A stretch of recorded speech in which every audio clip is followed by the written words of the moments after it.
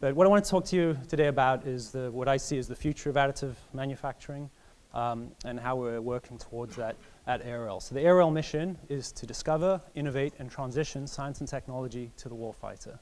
And usually we're looking at technologies in the 20 to 30-year space.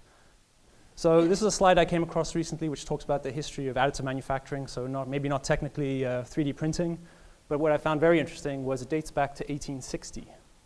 So folks were using photosensitive gels, multiple images projected from different angles, and they were able to actually sculpt things in 3 dimensionals. If you look at sculpture, you could argue that maybe it's even older than that. We've come a long way. You've heard a lot about this, so I'm not really going to dig in beyond that, but where are we today? So today we have a proliferation of additive manufacturing tools that work a whole bunch of different ways. We have a pizza printer, we have a waffle printer, but all different materials, and even tools that will print with multiple materials. So usually these are ink-based, but they may be multi-filament. So there's a lot of capability there. But and we even have tools that will print down to single-digit microns. Those are the sort of smallest features in the prints that you get. So we have all this capability, but the reality is that very often, for the vast majority of materials, the material's properties as printed are not as good as that same material if you cast it using another technology. So the material's properties are not as good printed as they are in bulk. So, what I want to tell you is I think we're just scratching the surface of what additive manufacturing has to offer. Okay, so we should just talk about what the Army needs. So where are we today? The Army's looking at additive manufacturing largely for logistics relief. So what does that mean? Well, one way to think about this is the cheapest tank is the one you don't have to buy. If we have the ability to produce parts for a vehicle on demand, we can improve our readiness, which means we don't have to project as many vehicles, which is a massive savings. Also, it means we don't have to have the same contingency parts out in the field, which reduces our inventory. So I can't quite reach, so I'm just going to leave that top graphic as it is. But what you see on the right there is an impeller for an M1 Abrams. This is often a long lead item, not always, but very often we've had several instances where the vendors run out of this part. We're able to produce it using additive and able to field those and get those vehicles back up and running within a couple of days as opposed to weeks or months. So what do we need to realize the ability to print these spares on demand? So first of all, we need to have high confidence in our prints. That means we have to really understand what it is you get out of the machine. So I said very often materials aren't as good as bulk.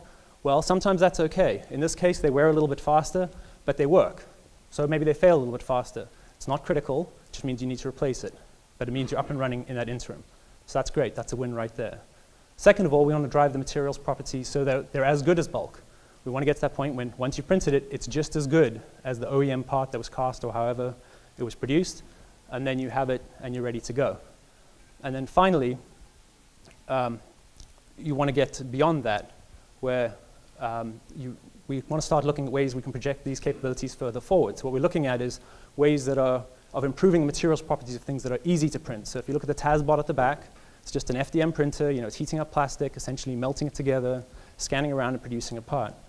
We're working on technologies like filling of plastics and novel formulations of plastics to be able to make those parts approach the properties of steel. Okay, so this is a big deal. So we're pushing adhesion and really improving the properties of the materials because that makes it really easy to print potentially as far forward as in the field. Okay, tomorrow. So what I want to show you here is this is some work being done at ARL where they're able to get this very interesting cross-section in a filament. What's interesting about this here is we have 2 different plastics mixed together in the filament. So as we squeeze this out, this material has a higher melting temperature than this one. So the one material is soft, gets really soft, and gets a much better bond, so you have much better adhesion. But you maintain your shape because you have the 2 plastics mixed together. We can take that further, is we can now embed functionality into those materials.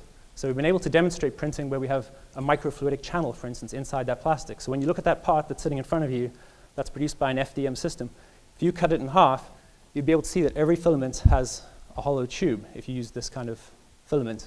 Going further, you can add additional functionality. You could put conductivity in there, so that can be your signal conduction line or power transmission line. It could be a fiber optic. There are all kinds of functionalities we can build inside this. So what do we want to have for tomorrow? We really want to be getting to the case where we're able to do material on demand. So that means we need a piece of equipment, we can compile it. So what do we need to get there? Well, we need to improve our materials properties. We need to get them well beyond those of bulk, and we're headed that direction. So what does that allow us to do? It means we have to carry less different types of materials because we can drive those forward.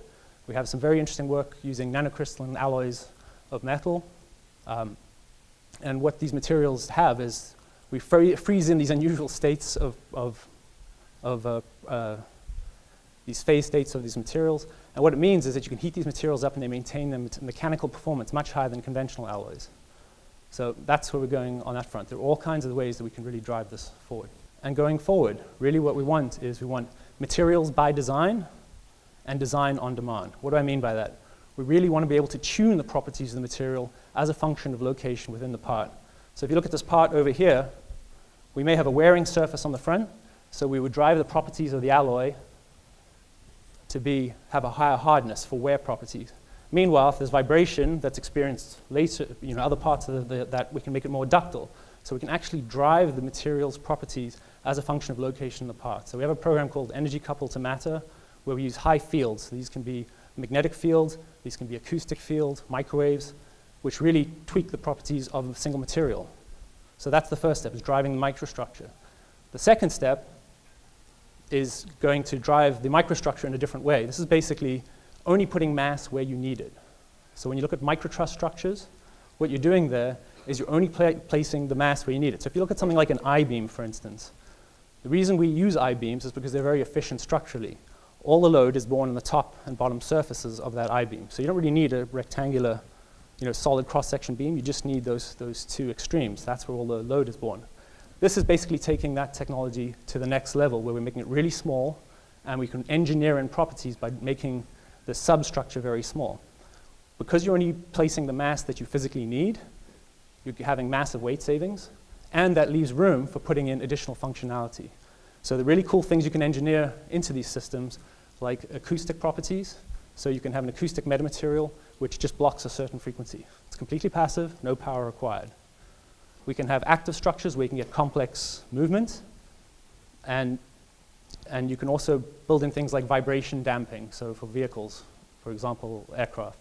So very great functionality, but we can drive the materials, we need to be able to drive the design. And unfortunately, what this means is we've created this very complex space. Now, we want to engineer down to the micron level into large-scale parts like this one. I mean, this is inches across in size. So we need to be able to manage that complexity, and so we're building the tools to do that. So the tools are the models that understand the materials, the models that understand the processes, the models that understand the microstructure, and then we have folks working on these optimization engines that will then kind of dig into that space and produce the part that you need. And these are parts, so essentially, that have functionality we've never seen before. I mean, it's a new type of material, but it's also parts that, it's parts that we're going to be able to produce on demand. So, and these are not things that we're doing independently at ARL, so I want to say welcome to you all. Very excited to have you along to partner with us. We're looking at a very diverse set of materials and capabilities, and so we're working very closely with folks externally, so through partnerships like this one and through the ARL's Open Campus, and that's looking at working very closely with academia and industry. So that's all I have to say. Thank you.